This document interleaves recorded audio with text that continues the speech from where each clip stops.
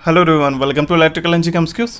आज के सेशन में हम लोग हमारे पावर सिस्टम्स के ऊपर कुछ टॉप एमसीक्यूज को डिस्कस करने वाले हैं, जो कि ज़्यादातर एसएससी जेईई के एग्जामिनेशन में पूछे जाते हैं। ये मैंने आपके लिए स्पेशली एसएससी जेईई के एग्जामिनेशन को ध्यान में रखे हुए बनाया है। ये हमारा फर्स्ट सेशन है, ठीक है। इसके ऑनवर्ड्स आप जो भी सेशन देखेंगे तो आप इस नंबर को जो है यहाँ पे हैशटैग लिया है मैंने, #1, क्योंकि हमारा फर्स्ट सेशन है। ये आप देखते जाना, क्योंकि हम लोग इस पावर सिस्टम टॉपिक के ऊपर near about 100 question to 150 question हम लोग डिस्कस करेंगे। हम लोग पार्ट वाइज इसको डिस्कस करेंगे।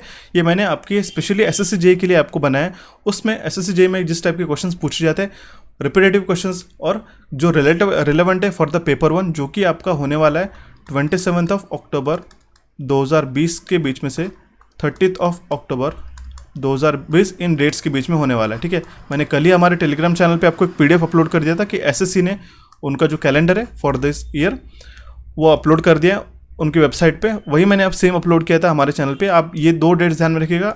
इसको मान के चलते हो तो आपके पास सिर्फ 1 मंथ बाकी है और इसमें आपको आपकी प्रिपरेशन बूस्टअप करनी होगी, ठीक है।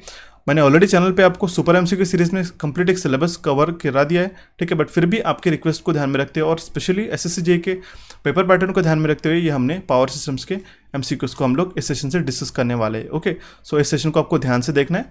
तो चलिए हम लोग सेशन को शुरू करते हैं without any further due. Previous session में मैंने आपको एक क्वेश्चन पूछा था। जो क्वेश्चन था, maximum torque of a 3 phase induction machine depends upon, तो इसका करेक्ट आंसर था ऑप्शन डी।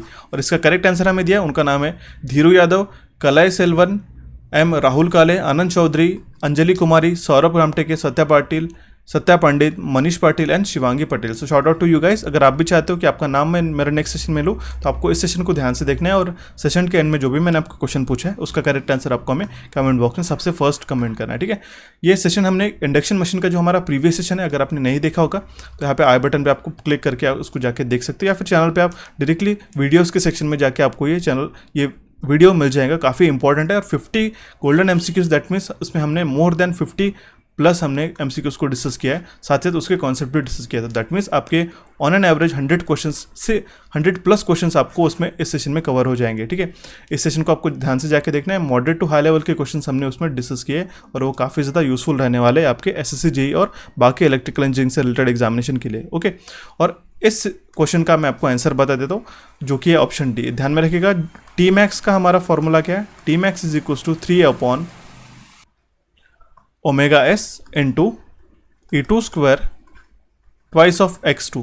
दैट मीन्स हमारा जो टी मैक्स है वो डायरेक्टली प्रोपोर्शनल है सप्लाई फ्रीक्वेंसी के स्क्वायर पे, सप्लाई वोल्टेज के स्क्वायर पे, क्योंकि E2 जो है डायरेक्टली डिपेंड करता है हमारे सप्लाई वोल्टेज स्क्वायर पे, करेक्ट, सप्लाई वोल्टेज पे। दैट मीन्स ये डिपेंडेंट हो गया स्क्वायर ऑफ सप्लाई वोल्टेज। एक फ्रीक्वेंसी भी डिपेंड करता है, दैट मीन्स टी मैक्स जो है हमारा, ठीक है, वो डिपेंड करता है frequency. That means it is inversely proportional to the frequency. ये बात आपको ध्यान में रखनी है। और रोटर इंडक्टिव रिएक्टेंस ये भी इनवर्सली प्रोपोर्शनल है, ठीक है, to the maximum torque in a 3 phase induction machine. इसलिए इसका करेक्ट आंसर था ऑप्शन डी और इन सारे स्टूडेंट्स ने इसका करेक्ट आंसर दिया है, ओके। तो चलिए हम लोग इस सेशन को शुरू करते हैं विदाउट एनी फर्दर डिले।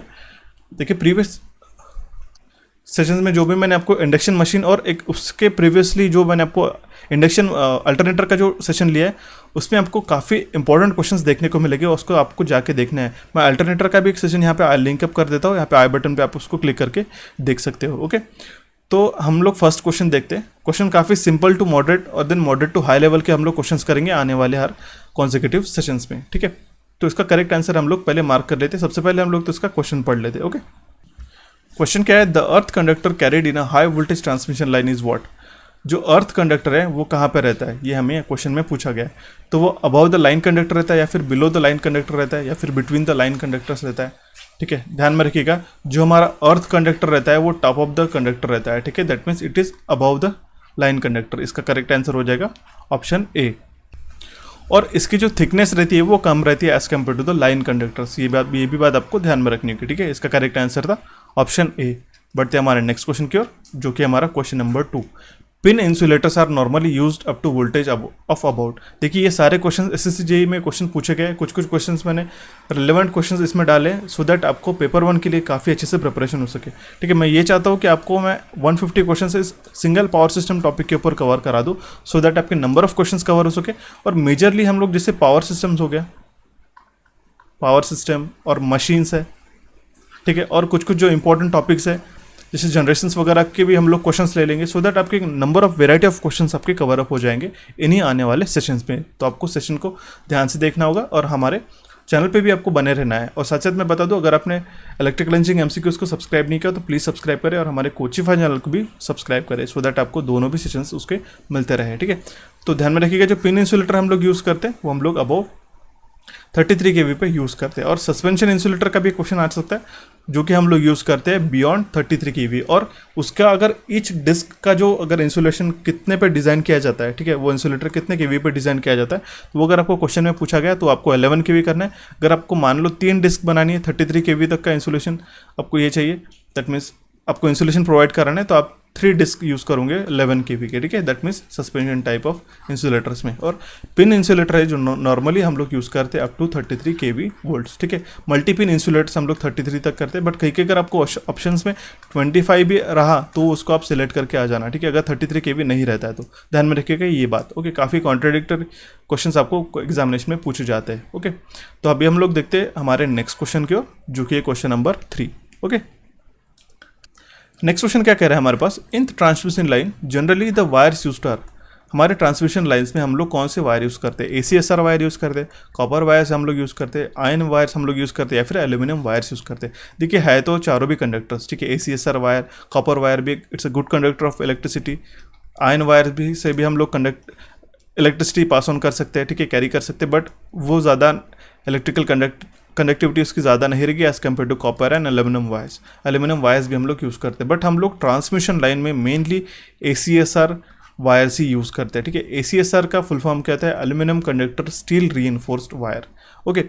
ये हो गया इसका करेक्ट आंसर, ठीक है। आप यहाँ पे देख सकते हो ACSR कंडक्टर्स। अब यहाँ पे एग्जामिनेशन में आपको एक ऐसा क्वेश्चन डेफिनेटली पूछा जा सकता है, क्योंकि मैं ये एंटिसिपेट कर रहा हूँ, ये एक्सपेक्ट कर रहा हूँ कि इस साल वो डेफिनेटली ऐसा क्वेश्चन पूछेंगे कि अगर आपके पास ACSR वायर है, सबसे पहले तो उसका फुल फॉर्म आपको एग्जामिनेशन में पूछा जा सकता है कि फुल फॉर्म क्या है, कि वो है aluminium conductor steel reinforce, aluminium conductor steel reinforce, ठीक है, ACSR वायर। मैं नेक्स्ट स्लाइड में आपको सारी चीज़ें बता दूंगा, उसकी कोई चिंता नहीं है, ठीक है। तो अगर आपको यहाँ पे 2 लेयर्स ACSR कंडक्टर है, 3 लेयर ACSR कंडक्टर से, तो आपको नंबर ऑफ स्टैंड्स इसमें कितने हैं, ठीक है, नंबर ऑफ कंडक्टर्स इसमें कितने हैं, दैट मीन्स ये 1 2 3 4 5 6 7, ठीक है।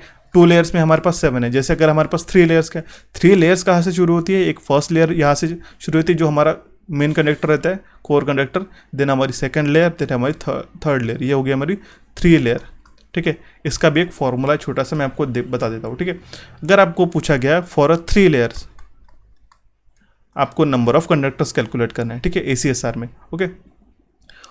तो आपको टोटल नंबर ऑफ स्ट्रैंड्स कितने लगेंगे, जैसे आप इसको गिनते बैठोगे तो उसको काफ़ी टाइम लगेगा, ठीक है। इसका सिंपल फॉर्मूला है n is equals to 3x square plus n is equals to 3x square minus 3x plus 1, ये आपको इसका फॉर्मूला है, ठीक है। अब आपको ध्यान में रखना होगा ये x क्या है, x है that means number of layer. ध्यान में रखिएगा, इस साल डेफिनेटली ऐसा क्वेश्चन पूछा जा सकता है, ठीक है, बट फिर भी आप प्रिपेयर्ड रहते तो काफ़ी अच्छी बात रहती है, ठीक है। तो अगर हमारे पास 3 लेयर का है, मान लो यही जो हमारे पास है 3 लेयर का, इसी को हम लोग कंसिडर कर लेते हैं, इसमें नंबर ऑफ स्टैंड्स हम लोग काउंट करेंगे बाद में, ठीक है, क्रॉस चेक करने के लिए। तो n हमारे पास 3 लेयर्स का है, ठीक है, दैट मीन्स x का वैल्यू हो गया 3, तो 3 into 3 square minus 3 into 3 plus 1 हमारे पास आएगा जाएगा।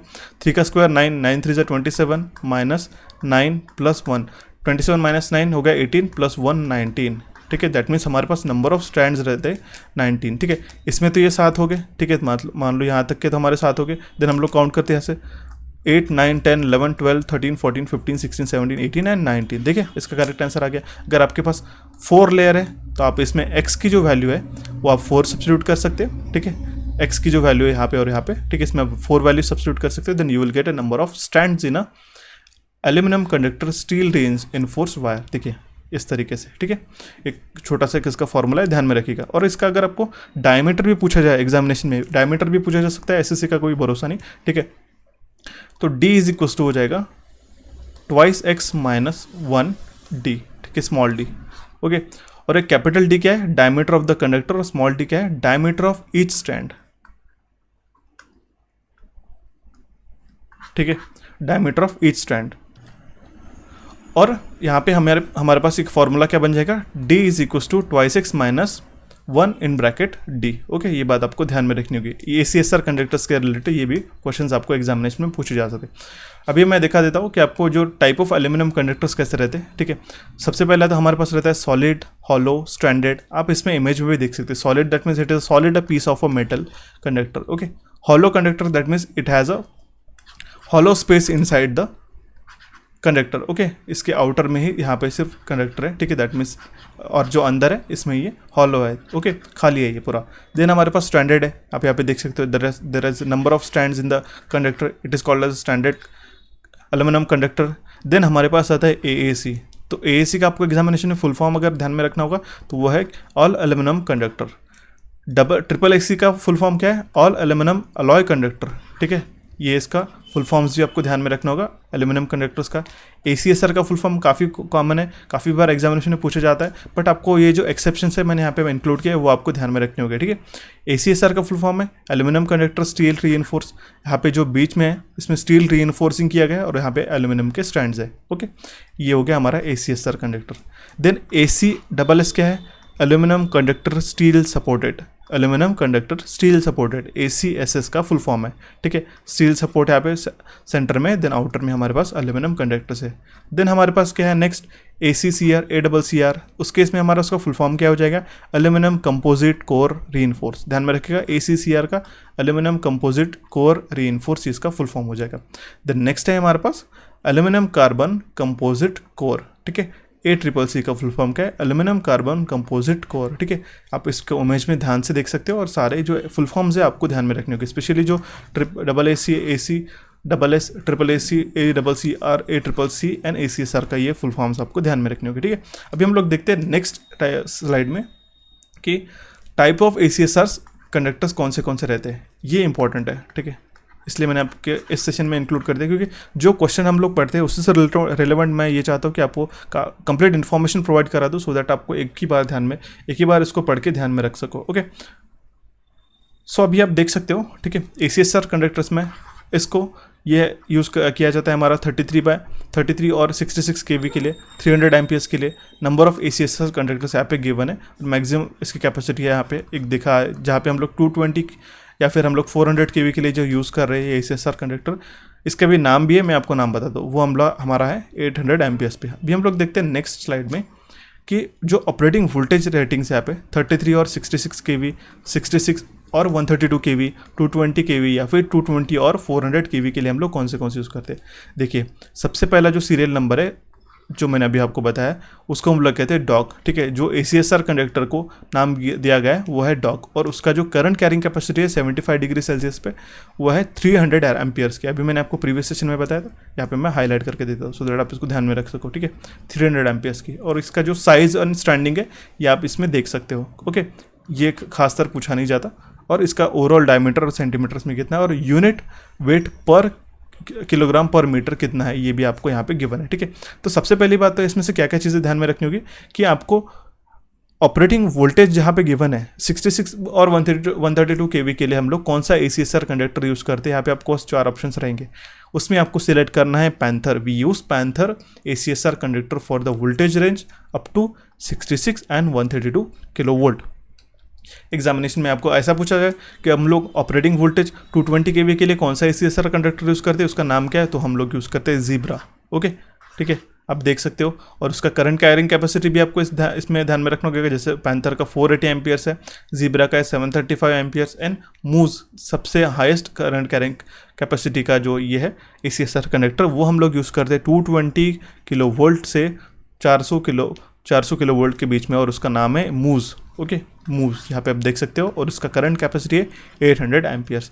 ये आपको टेबल में इतनी चीज़ें ध्यान में रखनी चाहिए with respect to the ACSR conductor aluminium conductor steel reinforce, ध्यान में रखिएगा। ओके, तो आई होप आपको ये सारी इन्फॉर्मेशन समझ में आई होगी, काफ़ी डिटेल और काफ़ी स्पेसिफिक चीज़ें मैंने आपको यहाँ पे बताई है। सो हम लोग बढ़ते हैं हमारे नेक्स्ट क्वेश्चन की ओर। नेक्स्ट क्वेश्चन क्या है हमारे पास? Which one of the material is use to fix the screw on the concrete wall and ceiling. Concrete wall के अंदर अभी आप हाउस होल्ड में आप देख सकते हो कि अगर आपको कॉन्क्रीट वॉल में आपको स्क्रू फिट करना है तो डायरेक्टली वो स्क्रू इंसर्ट नहीं होता है, चाहे कितनी भी प्रॉपर ड्रिलिंग करा दो, तो इसमें हम लोग रॉल प्लग यूज़ करते हैं। ठीक है, आप यहाँ पे इमेज में ऐसा देख सकते हो। ठीक है, ये हम सबसे पहले तो एक बड़ा सा ड्रिल करके इसको इंसर्ट करते हैं, देन हम लोग इसके अंदर स्क्रू को इंसर्ट करते हैं, स्क्रू को माउंट कर सकते, सो दैट ये ऑटो फिक्सिंग हो जाता है। जैसे अब इसको स्क्रू को टाइटन अप करते हैं तो इसका जो ये है साइड्स है ये एक्सपांड होती है और ये लॉकअप हो जाता है वॉल्स के अंदर, कंक्रीट वॉल्स के अंदर, ठीक है। तो इसको हम लोग कहते हैं रॉल प्लग, ठीक है। ये एसएससी में पूछे गए क्वेश्चन है, ध्यान में रखिएगा, ठीक है। देन नेक्स्ट क्वेश्चन है हमारे पास question number 5, which type of insulation covering the conductor use for the low voltage. Low voltage के लिए हम लोग कौन सा कवरिंग यूज़ करते हैं, कौन सा इंसुलेशन यूज़ करते हैं, ठीक है। लो वोल्टेज की बात कर रहे हैं यहाँ पे, ठीक है। उसमें हम लोग cotton and silk insulation use करते हैं, ठीक है। पीवीसी सिलेक्ट करके मत आना, ठीक है, गलत हो जाएगा, ठीक है। तो इसका करेक्ट आंसर है option D, it is cotton and silk insulation. जैसे कि हमारे पास कम्युनिकेशन वायर जो रहते हैं या फिर चीप वायर जो रहते हैं उसमें हम लोग कॉटन या फिर सिल्क इंसुलेशन भी यूज़ करते हैं। देखते हैं हमारा नेक्स्ट क्वेश्चन जो कि है question number 6, the main consideration in designing feeders. Feeders के डिज़ाइन करते टाइम पे कौन सी कैपेसिटी को हम लोग ध्यान में रखते हैं, current carrying capacity, voltage drop, resistance या फिर ट्रांसमिशन वोल्टेज। तो ध्यान में रखिएगा, फीडर्स जो हम लोग यूज़ करते हैं वो हाई करंट कैरी करने के लिए यूज़ करते हैं, और प्राइमरी फीडर जो हमारा अंडरग्राउंड रहता है और वो हमारा हाई करंट कैरी करता है, ठीक है, मोर देन अ ट्रांसमिशन लाइन। ये भी आपको ध्यान में रखनी होगी, और उसी को हम लोग बताते हैं कि जो फीडर है हम लोग करंट कैरिंग कैपेसिटी को ध्यान में रखते हुए डिज़ाइन करते हैं। ओके, अगर डिस्ट्रीब्यूटर है तो हमारा वोल्टेज ड्रॉप इसका करेक्ट आंसर आ जाएगा, ठीक है। अभी इसका करेक्ट आंसर है फिलहाल के लिए करंट कैरिंग कैपेसिटी। जो फीडर है हमारा उसको हम लोग उसकी करंट कैरिंग कैपेसिटी को ध्यान में रखते हुए डिज़ाइन करते हैं। बढ़ते हैं हमारे नेक्स्ट क्वेश्चन की ओर, which is question number 7, wooden poles are not used because. हम लोग अभी वुडन पोल्स क्यों नहीं यूज़ करते, ठीक है, क्योंकि they get rod below the ground level and has a limited line voltage of 11 kV। अगर हम लोग एक वुडन पोल को ग्राउंड में बरी करते हैं, ठीक है, तो जो नीचे का जो पोर्शन है जो कि ग्राउंड के अंदर फिक्स किया गया रहता है वो इजीली रॉट हो जाता है, इजीली सट जाता है, ठीक है। इसीलिए हम लोग की वुडन पोल्स हम लोग यूज़ नहीं करते। काफ़ी सिंपल सा आंसर था, एसएससी में पूछा गया क्वेश्चन है। Option A will be the correct answer. The next question is towers are used in a what, where the towers are used. हम लोग टावर्स डिस्ट्रीब्यूशन में यूज़ करते हैं, ट्रांसमिशन में, टेलीफोन या फिर स्ट्रीट लाइटिंग्स में यूज़ करते हैं। तो हम लोग टावर्स जो यूज़ करते हैं मेनली ट्रांसमिशन लाइन्स में यूज़ करते हैं। Okay, so will see the next question, question number 9, which of the following statement is incorrect. यहाँ पे हमारे पास 4 स्टेटमेंट गिवन है, तो हम लोग स्टेटमेंट्स पढ़ लेते। As the temperature rises tension in the transmission line decreases. ये स्टेटमेंट करेक्ट हो जाएगा अगर हमारे पास एक ट्रांसमिशन लाइन है, एक नॉर्मल ट्रांसमिशन है, ठीक है। अगर हमारा टेम्परेचर बढ़ता है तो हमारा जो सैग है वो बढ़ेगा और हमारा जो टेंशन है वो लूजन अप होगा, ठीक है। तो उस केस में ये स्टेटमेंट करेक्ट हो जाएगा। नेक्स्ट स्टेटमेंट क्या है, as the temperature rises sag in the transmission line reduces. तो ये गलत हो जाएगा स्टेटमेंट हमारा, करेक्ट। तो हमारा इनकरेक्ट स्टेटमेंट क्या है, ऑप्शन बी। अगर हमारा टेम्परेचर इंक्रीज होता है तो सैग भी रिड्यूस हो जाता है, नहीं, सैग भी हमारा इंक्रीज होता है। तो ये इसका करेक्ट आंसर है option B. The next question is question number 10, which of the following is not constituent of the for making porcelain insulator. Porcelain insulators को बनाने के लिए हम लोग ये इसमें से क्या यूज़ नहीं करते, इसमें से हम लोग सिलिका यूज़ नहीं करते। ध्यान में रखिएगा, ऑप्शन ए इसका करेक्ट आंसर हो जाएगा। पोर्सिलिन हम लोग जनरली रॉ मटेरियल से बनाए जाते हैं, नेचुरल रॉ मटेरियल, जैसे कि हो गया हमारा क्ले और कॉर्ड्स हो गया, फेल्ड्स्पर या फिर कैओलिन, और सिलिका हम लोग उसमें यूज़ नहीं करते, ठीक है। इसका करेक्ट आंसर है option A. Okay, the next question is question number 11, in a 3-phase 4-wire cable the cross sectional area of a neutral conductor is. 3-phase 4-wire cable में हम लोग जो हमारा न्यूट्रल कंडक्टर रहता है उसका जो क्रॉस सेक्शन रहता है वो कितना रहता है, वो जनरली हाफ रहता है देन द फेस कंडक्टर, ठीक है। इसका करेक्ट आंसर है ऑप्शन सी। जनरल अगर हमारे पास 3 phases है, ठीक है, ये हो गया आर वाई बी, तो जो हमारा न्यूट्रल का रहेगा उसका जो कंपेरेटिवली हाफ रहेगा, ठीक है, डायमीटर, ठीक है। ये बात ध्यान में रखिएगा, इसका करेक्ट आंसर हो जाएगा देन ऑप्शन सी। बढ़ते हमारे नेक्स्ट क्वेश्चन की ओर, question number 12, insulator that is used in a low voltage distribution lines is known as what. जो हम लोग insulator low voltage distribution line में यूज़ करते हैं उसको हम लोग कहते हैं शैकल टाइप ऑफ इंसुलेटर। मैं आपको इसकी इमेज दिखा देता हूँ, यहाँ पे आप राइट साइड में इसकी इमेज देख सकते हो। It is nothing but a shackle type of insulator. Okay, will see the next question, question number 13, the fuse is installed in which type of following wire. हम लोग फ्यूज़ कहाँ पे install करते हैं, फेज़ में, न्यूट्रल में, अर्थ में। तो हम लोग ध्यान में रखिएगा, जो हम लोग फ्यूज़ इंस्टॉल करते हैं, ओके, ये हो गया इसका फ्यूज़ का सिंबल, वो हम लोग फेज़ लाइन में यूज़ करते हैं, ठीक है। यहाँ पे मान लो आपने बल्ब कनेक्ट कर दिया, ठीक है, ये हो गया आपका न्यूट्रल, ठीक है। तो हम लोग जनरली फेज़ में इसको कनेक्ट करते हैं, तो इसका करेक्ट आंसर हो जाएगा option B. We'll see the next question which is question number 14, which of the following has the highest value of thermal conductivity. यहाँ पे 4 मटेरियल्स गिवन है हमारे पास, 4 कंडक्टर्स गिवन है। सबसे ज़्यादा थर्मल कंडक्टिविटी किसकी रहती है, ध्यान में रखिएगा, सिंपल सा आंसर है कॉपर। ऑप्शन बी इसका करेक्ट आंसर हो जाएगा। Will see the next question, question number 15। The another name of neutral earthing is what. Neutral earthing is, उसका हम लोग दूसरा नाम क्या है, equipment earthing, system earthing, solid earthing या फिर डायरेक्ट अर्थिंग। तो ध्यान में रखिएगा न्यूट्रल अर्थिंग को हम लोग सिस्टम अर्थिंग करके भी कहते हैं। ऑप्शन बी इसका करेक्ट आंसर। देखिए इस टाइप के जो सिंपल मैंने जानबूझ के एक इजी टू मॉडरेट लेवल के क्वेश्चंस इसमें इंक्लूड किए सो दैट आप इसको प्रैक्टिस कर सको। नेक्स्ट सेशन से हम लोग उसके न्यूमेरिकल्स और बाकी सारे भी सेशंस क्वेश्चंस हम लोग कवर करेंगे। देखिए पावर सिस्टम्स के ऊपर ऑलरेडी मैंने 3 सेशंस अपलोड करा दिए, ठीक है, फॉर स्पेसिफिकली एसएससी जेईई के लिए। उसका भी आपको लिंक आई बटन पे प्रोवाइड करा देता हूँ, या फिर आप जो हमारी सुपर एमसीक्यू सीरीज है उसकी जो आई गेस वीडियो नंबर 33 या फिर 32 में हमने पावर सिस्टम्स के सेशंस कवर करा है, उसके पहले भी आपको देख सकते हो, ठीक है, जाके।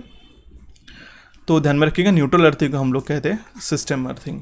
देखते हैं हमारा next question, question number 16। The size of a neutral wire as compare to that of a line wire should be in case of a single phase wire. अभी हमने बताया था 3 फेज 4 वायर सिस्टम के लिए अगर हमारा सिंगल फेज सिस्टम है, ठीक है, तो उस केस में जो न्यूट्रल वायर रहता है और फेज वायर रहता है उसका जो साइज़ है वो हमारा सेम रहता है। ऑप्शन ए इसका करेक्ट आंसर हो जाएगा। देखते हैं हमारा next question, question number 17। Question number 17 क्या कह रहा है, maximum permissible span in metres for wooden poles. Wooden poles के बीच में मैक्सिमम स्पैन कितने मीटर्स का रहता है, तो वो रहता है हमारा 75 मीटर्स का। ओके, ऑप्शन डी इसका करेक्ट आंसर है। The next question is question number 18। In a high voltage transmission line the top most conductor is what. अभी मैंने आपको बताया था जो हाई वोल्टेज लाइन में, ये सेम एसएससी में क्वेश्चन पूछा गया था इसलिए मैंने उसको इंक्लूड किया, ठीक है। तो हम लोग टॉप मोस्ट जो कंडक्टर रहता है हमारा अर्थ कंडक्टर रहता है। ऑप्शन डी इसका करेक्ट आंसर हो जाएगा। Will see the next question, question number 19। The conductivity of aluminium as compare to the copper is what. The conductivity of aluminium is 0.6 mega ohms per centimetre as compare to the copper. Okay, और आपकी aluminium की भी आपको पूछी जा सकती है। तो अभी फिलहाल के इसका क्वेश्चन का आंसर क्या है, conductivity of aluminium as compare to the copper is 0.6 mega ohm per centimetre. Okay, will see the next question, question number 20। In house wiring which type of insulation used. हम लोग house wiring में rubber use करते हैं, PVC use करते हैं, polyvinyl chloride या फिर vulcanise Indian rubber या फिर पेपर का हम लोग यूज़ करते हैं इंसुलेशन। तो हम लोग रबर इंसुलेशन यूज़ करते हैं हाउस वायरिंग में, ठीक है, इंसुलेशन टिपिकली। ऑप्शन ए इसका करेक्ट आंसर हो जाएगा। Will see the next question, question number 21। Nowadays aluminium wires are more widely use than a copper wire because. हम लोग एल्यूमिनियम वायर क्यों यूज़ करते हैं, लो कॉस्ट, इसका करेक्ट आंसर नहीं हो जाएगा, ये बात ध्यान में रखिएगा, इसलिए मैं इस क्वेश्चन को आपको इंक्लूड कर रहा हूँ। It is available in the large quantity, ये इसका करेक्ट आंसर हो जाएगा, ठीक है। इसका करेक्ट आंसर है then option A. We'll see the next question which is question number 22। Material used in a making electric plug is what. Electric plug बनाने के लिए हम लोग कौन सा मटेरियल यूज़ करते हैं, पोर्सिलिन, बैकलाइट, रबर या फिर china clay. We use bakelite for making of electric plugs. जो हमारे इलेक्ट्रिक प्लग्स रहते हैं नॉर्मल, ठीक है, हम लोग उसको बनाने के लिए बैकलाइट ये यूज़ करते हैं। ओके, ऑप्शन बी इसका करेक्ट आंसर हो जाएगा। Will see the next question which is question number 23। Melting temperature of tungsten is what. Tungsten का मेल्टिंग टेम्परेचर कितना है, उसका वैल्यू है 3695 केल्विन, और अगर डिग्री सेल्सियस में पूछा जाए तो 3422 डिग्री सेंटीग्रेड इसका करेक्ट आंसर हो जाएगा। ओके, ऑप्शन डी इसका करेक्ट आंसर था। Will see the next question. In case of a transmission line conductors with increase in atmospheric temperature. अगर हमारा एटमॉस्फेरिक टेम्परेचर हो जाता है, बढ़ जाता है, तो हमारा लेंथ इंक्रीज हो जाता है, बट हमारा जो स्ट्रेस है वो डिक्रीज हो जाता है। ओके, तो उसका करेक्ट आंसर हो जाएगा option A which is length increases but stress decreases. Okay, तो आपको एक फॉर्मूला भी इसमें से ध्यान में रखना होगा। अगर हमारा स्ट्रेस हम लोग कैसे गिवन करते हैं ट्रांसमिशन लाइन में, S is equal to WL²/8T, ठीक है। अगर हमारा that means S is inversely proportional to the T, ये हो जाएगा। इस रिलेशन से आप इसका करेक्ट आंसर मार्क कर सकते हो। Will see the next question which is question number 25। A power insulator has a 4 units, the voltage across the top most unit is 33% of the total voltage. Its string efficiency is what? String efficiency को हम लोग कैसे define करते हैं, operating voltage upon number of disc into voltage across lowest conductor, ठीक है, voltage across nearest disc, ठीक है, टू द कंडक्टर। तो उस केस में हमारे पास स्ट्रिंग एफिशिएंसी का क्या हो जाएगा formula, it will be equals to VO upon is equals to VO upon N into V C. Okay, तो हमारे पास क्या गिवन है, voltage across bottom most unit is 33 to the total voltage है, that means we not upon V C हमारे पास given है जो कि 0.33% अगर हटा देते तो हम लोग, ठीक है, और एन का वैल्यू हमारे पास गिवन है 4। तो उस केस में हमारा स्ट्रिंग एफिशिएंसी हो जाएगा 1/4 इंटू 0.33 इंटू 100, ठीक है। तो हमारे पास स्ट्रिंग एफिशिएंसी आ जाएगा 75% अप्रोक्सीमेट। ऑप्शन डी इसका करेक्ट आंसर था, ठीक है। स्ट्रिंग एफिशिएंसी का सिंपल सा ये क्वेश्चन आपको एसएससी में देखने को मिलता है, ठीक है। तो ये थे हमारे 25 questions on the power system. मैं नेक्स्ट सेशन में इसके मॉडरेट लेवल के क्वेश्चंस कवर कराऊंगा विद देयर न्यूमेरिकल।